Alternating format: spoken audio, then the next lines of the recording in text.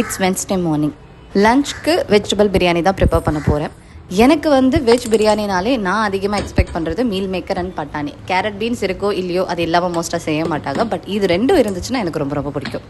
பிரியாணிக்கு தேவையான ஐட்டம் எல்லாமே ப்ரீவியஸ் டே நைட்டே கட் பண்ணி வச்சுட்டேன், இன்க்ளூடிங் ஜிஞ்சர் கார்லிக் பேஸ்ட். ஏன்னா வீக்கெண்ட் நான் ரெடி பண்ண முடியல இதெல்லாம், ஸோ ப்ரீவியஸ் டே நைட்டே ரெடி பண்ணி வச்சுட்டேன். இந்த டைமும் நான் தம் பிரியாணி மாதிரி செய்யலை, அதுக்கு பதிலாக ப்ரெஷர் குக்கர்லேயே தான் ஒரு 2 விசில் வச்சுட்டேன். இந்த தெர்மோஸ்டீல் இன்சுலேட்டட் லஞ்ச் பாக்ஸ் பார்த்தீங்கன்னா கொஞ்சம் பெரிய சைஸ், குவான்டிட்டி நிறைய எடுத்துகிட்டு போகணும் அப்படின்னு நினைக்கும் போது இதை யூஸ் பண்ணிக்கலாம்.